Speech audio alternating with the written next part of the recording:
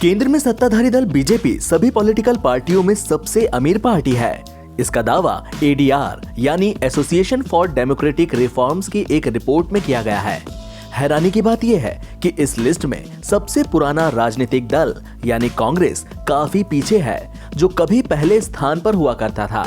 एक ऐसा दौर भी था जब बीजेपी और कांग्रेस की संपत्ति लगभग आसपास थी, लेकिन आज बीजेपी पहले स्थान पर है और कांग्रेस पिछड़ती जा रही है। एडीआर के मुताबिक वित्तीय वर्ष 2019 से 20 के दौरान 7 राष्ट्रीय दलों की कुल संपत्ति 6,988.57 करोड़ रुपए और 44 क्षेत्रीय राजनीतिक दलों की कुल संपत्ति 2,129.38 करोड़ रुपए दर्ज की गई। बीजेपी के पास कितनी संपत्ति? एडीआर की ओर से जारी की गई रिपोर्ट में बीजेपी के पास सबसे ज्यादा संपत्ति दिखाई गई है। बीजेपी ने 4,847.78 करोड़ रुपए की संपत्ति की घोषणा की है, जो कि राष्ट्रीय दलों की कुल संपत्ति का 69.37% है।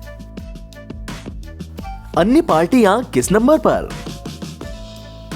बीजेपी के बाद बहुजन समाज पार्टी का स्थान है, जिसने 698.33 करोड़ रुपए की संपत्ति घोषित की है। बीएसपी के पास कुल संपत्ति का 9.99% हिस्सा है। तीसरे नंबर पर भारतीय राष्ट्रीय कांग्रेस है, जिसके पास 588.16 करोड़ रुपए की संपत्ति है, जो कि राष्ट्रीय दलों की कुल संपत्ति का सिर्फ 8.42% है। कांग्रेस की सबसे ज्यादा देनदारी।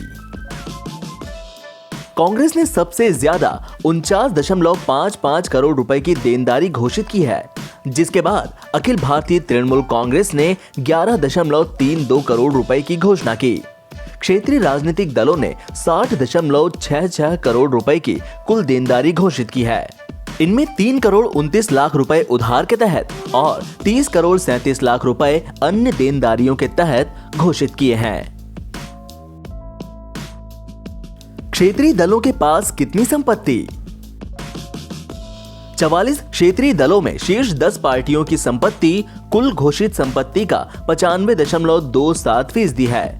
वित्तीय वर्ष 2019 से 20 में क्षेत्रीय दलों में समाजवादी पार्टी के पास सबसे ज्यादा 563.47 करोड़ रुपए की संपत्ति रही, जबकि टीआरएस ने 301.47 करोड़ रुपए और अन्ना द्रमुक ने 267.61 करोड़ रुपए संपत्ति घोषित की है। फिक्स्ड डिपॉजिट में सबसे ज्यादा पैसा। 7 राष्ट्रीय दलों ने कुल 6,988.57 करोड़ रुपए की संपत्ति घोषित की, जिनमें से 4,331.08 करोड़ रुपए फिक्स्ड डिपॉजिट और एफडीआर के रूप में है। एफडी और एफडीआर के रूप में सबसे ज्यादा 3,253 करोड़ रुपए बीजेपी ने घोषित किए हैं। बसपा के पास इस मद में 618.86 करोड़ रुपए और कांग्रेस के पास 240.90 करोड़ रुपए हैं। सभी 7 दलों के पास कुल मिलाकर 1,093.98 करोड़ रुपए अचल संपत्तियों के रूप में है। एनबीटी ऑनलाइन की रिपोर्ट।